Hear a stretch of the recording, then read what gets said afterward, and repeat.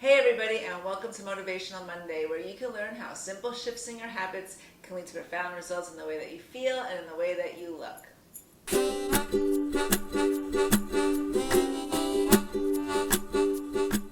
Once upon a time, when I was in my early 20s and I was practicing pharmacy, I would come home every night, just about every night, to a bowl of pasta. It was cheap, it was easy, it took minutes to make, it was delicious, and I so had the metabolism to pull it off. Those days are long over. It is definitely true and not a myth that as women specifically get older, their tolerance for carbohydrates change and their ability to metabolize them without gaining a lot of weight is definitely altered. So over time, I've gradually moved to first gluten-free pasta, and that was fine. Then I moved to having gluten-free pasta maybe once a week, and that was fine. And then now it's down to I don't eat carbohydrates basically at all, unless it's a special occasion, because it just makes me gain weight very, very easily.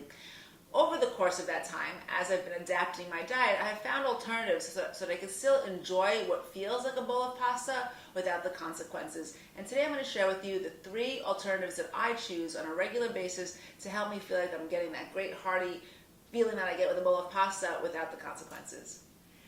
So my first discovery was Kelp Noodles. I love Kelp Noodles. This is a great option if you want to put noodles in a soup. It's also a great option if you're doing like a sesame, almond, or peanut sauce with like an Asian salad. I have that recipe on file in the archives, by the way, because by themselves, if you were to pull some of these noodles out of this bag, it would taste a little briny and it would be very crunchy. But when you add it to a soup and it's allowed to simmer a little bit, it softens up and it takes on the flavor of the food that you're combining it with. So in a soup, it readily kind of starts to take on the flavor and the texture of angel hair pasta. And in an Asian sesame salad, that noodle salad, it takes on the flavor and the consistency of a regular noodle. It takes on the flavor of the sauce, and then you mix it with cabbage, and it's completely delicious. So this is one of my favorites. I personally do not love it with, let's say, a marinara sauce, so I don't use it with Italian dishes, but I do use it with the 2 that I mentioned. The benefits of kelp are that they are great. It's loaded in minerals and vitamins, specifically good for the thyroid, so it helps to boost thyroid function, and that in turn might help boost your metabolism. So this is the first noodle that I discovered, and I love it, but like I said, very specifically for those soups or for that Asian peanut sauce salad that I will include on the video for you, or in the archives rather, so that you can easily access it. The second one, and I admit I have this less often, is the Shirataki noodle. So this noodle is made with something called konjac. It's also known as a yam flour, and it's also known as glucomannan. It's a high fiber food that has been shown to help stabilize blood sugar, lower cholesterol, increase a sense of satiety, promote regularity, and it does take on the texture of regular pasta. This does go well with tomato sauce or a pesto sauce. You just cook it according to package instructions, and if you do feel like you need more fiber in your diet, this might be a way to go. The ones that are combined with tofu, I don't eat tofu, but the ones that are combined with tofu have a bit of a nicer texture that's more akin to regular pasta, so you might want to check that out if you tolerate tofu well. The last one, and this is by far my new favorite, is the zucchini noodle, also known as zoodles. So you basically get a spiralizer that you can get at Bed Bath & Beyond for about $15.